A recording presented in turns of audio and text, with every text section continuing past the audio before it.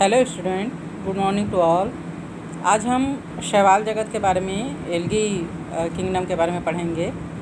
शैवाल जो है वो सबसे प्रिमिटिव टाइप का, आद्य यानी पुराना पादपों का एक बड़ा समूह है। डेवलपमेंट के क्रम में जब प्रोकैरियोटिक सेल से यूकैरियोटिक सेल बने और यूकैरियोटिक सेल से यूकैरियोटिक सेल में सबसे पहले एक कोश की प्रोटोजोआंस बने, और जब इनमें फिर विकास हुआ, डेवलपमेंट हुआ और बहुकोश की बना, तो जो स्वपोषी जीव थे वे शैवाल के रूप में सबसे पहले विकसित हुए।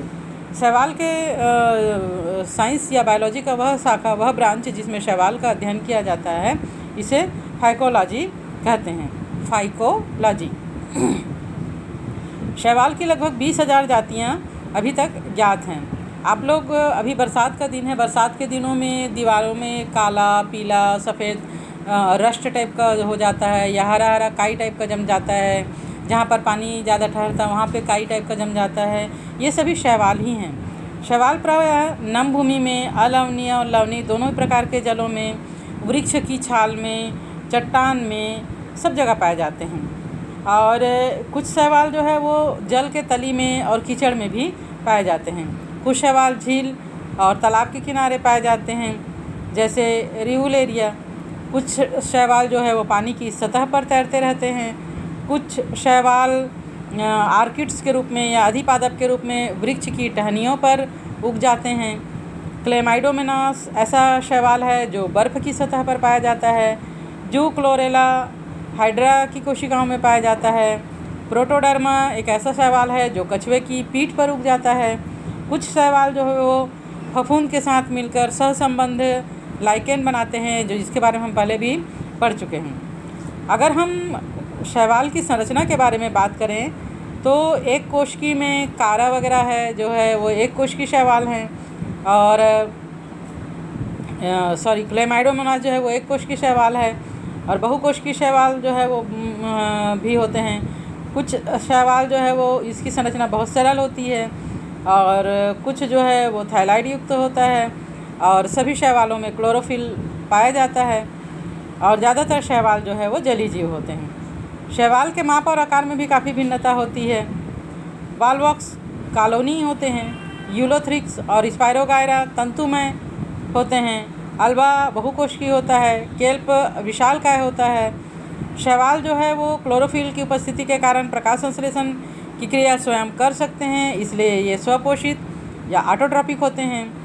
और अगर हम इसके वर्ग के बारे में बात करें तो शैवाल के कुछ वर्ग और उसके महत्वपूर्ण लक्षणों का सारांश यहाँ पर चार्ट में दिया गया है।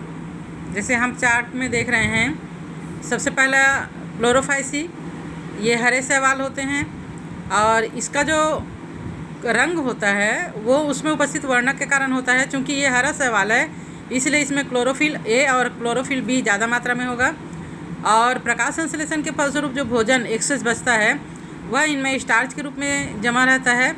इनकी जो कोशिका भित्ति होती है वो सेल्यूलोज की बनी होती है। फ्लैजिला की संख्या और उनका निवेशन जो है वो 2 से 8 समान और एक शीर्ष पर होता है।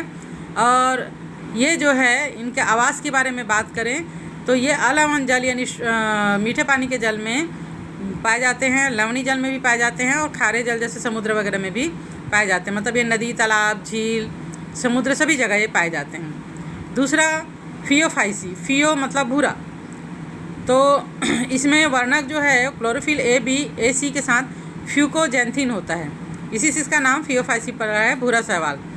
इसमें जो संचित भोजन होता है वह मैनिटॉल या लेमिनेरिन के रूप में होता है। कोशिका भित्ति सेल्यूलोज और एल्जिन के रूप का बना होता है, और इसमें फ्लैजिला की संख्या 2 असमान और पार्श्वी होता है। अगर हम इसकी आवास की बात करें तो ये अलवण जल में कम पाए जाते हैं, लेकिन खारा जल और लवणीय जल में ज़्यादा पाए जाते हैं। थर्ड है रोडोफाइसी, यानी लाल, रोडो रेड से बना है, और इसमें जो वर्णक है वो क्लोरोफिल ए और डी के साथ साथ फाइको इरिथ्रीन पाया जाता है। फाइको इरिथ्रीन के कारण ही इसका रंग जो है वो लाल रंग का हो जाता है, इसलिए इसको लाल शैवाल कहते हैं। और फ्लोरिडियान स्टार्च के रूप में संचित भोजन रहता है। कोशिका भित्ति सेल्यूलोज का बना होता है, इसमें फ्लैजिला नहीं होता। ये अलवण जल में, कुछ जो है वो अलवण जल में पाए जाते हैं, लेकिन ज़्यादा जो है वो खारे जल में और लवणीय जल में ज़्यादा पाए जाते हैं। शैवालों में रिप्रोडक्शन की बात करें तो शैवालों में रिप्रोडक्शन जो है वो कायिक विधि के द्वारा, यानी इसका कोई भी भाग टूट जाता है और नया शैवाल बन जाता है, अलैंगिक विधि के द्वारा और लैंगिक विधि के द्वारा, तीनों विधियों से होता है। कायिक जनन विखंडन यानी फिजन, खंडन यानी फ्रेगमेंटेशन और एकाइनिट्स के द्वारा होता है।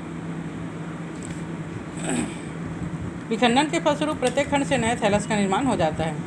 अलैंगिक जनन विभिन्न प्रकार के बीजाणुओं के द्वारा यानी स्पोर्स के द्वारा होता है और प्रायः ये बीजाणु चल बीजाणु जू स्पोर्स होते हैं। चल बीजाणु मतलब एक स्थान से दूसरे स्थान तक ये आ जा सकते हैं। इनमें चलन के लिए कशाभिका या फ्लैजिला होता है और ये मोटाइल होते हैं और अंकुरन के बाद नए पौधे का निर्माण कर देते हैं। लैंगिक जनन में 2 प्रकार के युग्मक संलयित होते हैं। ये युग्मक कशाभिक युक्त तथा समान आकार के होते हैं। युग्मक यानी गैमीट्स, नर युग्मक और मादा युग्मक 2 प्रकार के होते हैं। क्लोमाइडोमोनास और कोश अथवा कशाभिक विहीन और समान आकार के हो सकते हैं, जैसे स्पाइरो वगैरह में। इस प्रकार के जनन को समयुग्मकी कहा जाता है। गैमिट्स 2 प्रकार के होते हैं, नर युग्मक और मादा युग्मक। अगर दोनों एक समान हो आकार प्रकार में तब उसे समयुग्मकी कहा जाता है और अगर नर और मादा का आकार प्रकार अलग अलग होता है तो उसे असमयुग्मकी कहा जाता है। और अगर ये अलग अलग हैं, असमयुग्मकी हैं, तो जनरली मादा युग्मक जो है वो आकार में बड़ा और अचल होता है और नर युग्मक जो है आकार में छोटा और चल होता है। और विषम युग्मकी मतलब नर और मादा दोनों का आकार प्रकार बिल्कुल एक दूसरे से भिन्न होता है, जैसे वालवाक्स में। अगर हम शैवाल के आर्थिक महत्व के बारे में बात करें तो मनुष्य के लिए शैवाल जो है वो बहुत ज़्यादा आर्थिक महत्व का है। पृथ्वी पर सबसे ज़्यादा शैवाल जो हैं पाए जाते हैं अगर उत्पादक की बात करें तो, और प्रकाश संश्लेषण की क्रिया के दौरान ये कुल प्रकृति के कार्बन डाइऑक्साइड का लगभग 50% भाग, कार्बन डाइऑक्साइड का 50% भाग फोटोसिंथेसिस के लिए यूज़ करते हैं। मतलब ये पर्यावरण को कार्बन डाइऑक्साइड मुक्त करने में या स्वच्छ करने में सहायक होते हैं। शैवाल प्रकाश संश्लेषी जीव होने के कारण अपने आसपास के पर्यावरण में घुलित ऑक्सीजन का सार भी बढ़ा देते हैं। आप लोग जानते ही हैं प्रकाश संश्लेषण की क्रिया में ऑक्सीजन मुक्त होती है। चूँकि ये सबसे ज़्यादा प्रकाश संश्लेषण कर रहे हैं कार्बन डाइऑक्साइड को लेकर, तो सबसे ज़्यादा ऑक्सीजन भी यही वायुमंडल में मुक्त करते हैं। इस प्रकार पर्यावरण को स्वच्छ बनाए रखने में ये हमारी बहुत ज़्यादा मदद करते हैं। शैवाल ऊर्जा के प्राथमिक उत्पादक हैं क्योंकि ये जलीय प्राणियों को खाद्य चक्रों का आधार है। जितने भी जलीय प्राणी हैं, छोटे मोटे कीड़े मकोड़े और मैक्सिमम जो जलीय जीव होते हैं, उनका जो खाद्य का स्रोत होता है वो शैवाल ही होता है। कुछ देश जैसे जापान, मलेशिया, चीन, इंडोनेशिया, म्यांमार, इंग्लैंड में पोरफायरा का उपयोग खाद्य पदार्थ के रूप में किया जाता है। एमनोरी और डल्स का उपयोग मानव भोजन के लिए किया जाता है। समुद्र में अधिकता से पाए जाने वाले शैवाल जैसे लेमिनेरिया और सरगासम, इसका उपयोग भी भोजन के रूप में करते हैं। और लाल शैवाल, जेलिडियम, ग्रेसिलेरिया, गिगार्टियाना, इनकी कोशिका भित्ति से अगर का नाम आपने सुना होगा, एक प्रकार का जिलेटिन जो प्रयोगशाला में, खाद्य पदार्थों में और आइसक्रीम उद्योग में सौंदर्य प्रसाधन के रूप में इसका उपयोग किया जाता है। प्रयोगशाला में सूक्ष्मदर्शी के संवर्धन के लिए इसको संवर्धन माध्यम बनाने के लिए उपयोग किया जाता है। तो ये अगर हमको शैवाल से मिलता है। लाल शैवाल से प्राप्त जिलेटिनस कार्बोहाइड्रेट पुडिंग बनाने के लिए उपयोग में लाया जाता है। ग्रेसिलेरिया और रोडिमेनिया, इसका उपयोग जानवर के चारे के रूप में किया जाता है। लाल शैवाल में कैरागिनिन प्राप्त किया जाता है। ग्लोपेल्टिस फरकाटा जो कि एक लाल शैवाल है, इसमें जापान से एक प्रकार के चिपकने वाला पदार्थ निकाला जाता है। इसका उपयोग कपड़ा, पेपर और एडेसिव गोंद या चिपकाने के लिए किया जाता है। भूरे शैवाल से एल्जीनिक अम्ल प्राप्त होता है।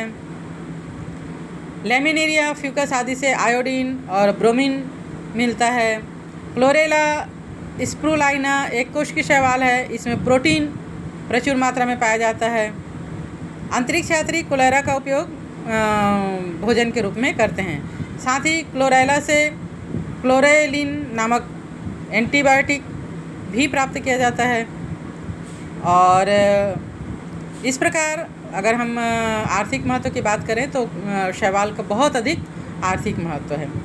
शैवाल को मुख्यतः 3 प्रमुख भागों में बांटा गया है, क्लोरोफाइसी, फियोफाइसी और रोडोफाइसी, जिसके बारे में हम नेक्स्ट चैप्टर में पढ़ेंगे।